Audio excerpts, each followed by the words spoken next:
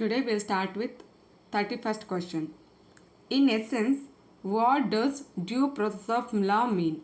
So they are talking about due process of law. So this is directly from polity subject. Under we have judiciary due process of law and procedure established by law. So in Gopalan case, they first time spoke about due process of law, right? This is what we would have studied. What do you mean by it?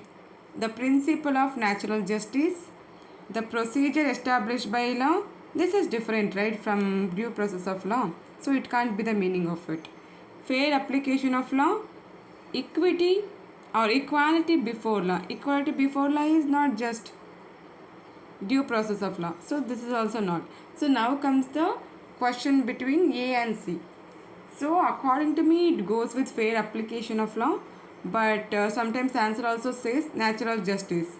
So I want your conclusion on this question. Do comment below. So 32 question.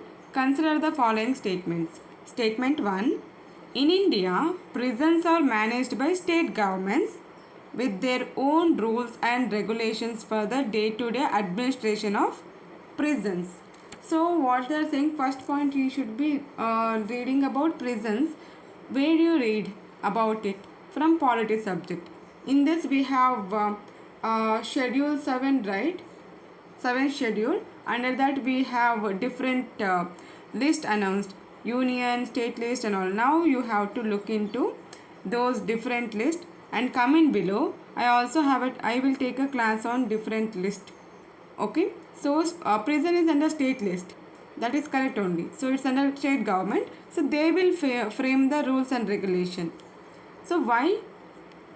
Statement 2. In India, prisons are governed by the Prison Act 1894, which expressly kept the subject of prisons in control of provisional governments.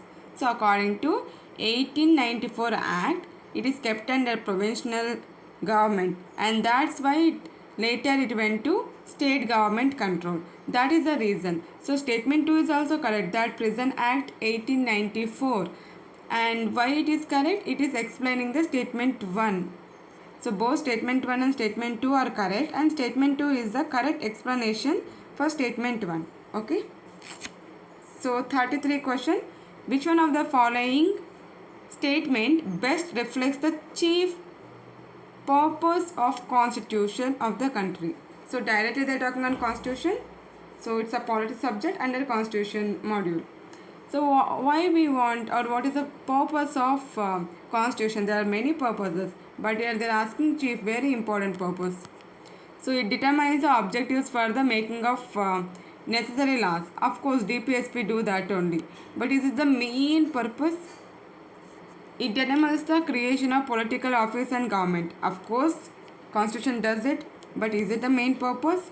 It defines and limits the powers of a government.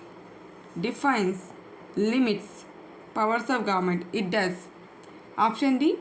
It secures social justice, social equality and social security. Of course constitution does that only. Social justice, social equality and social security.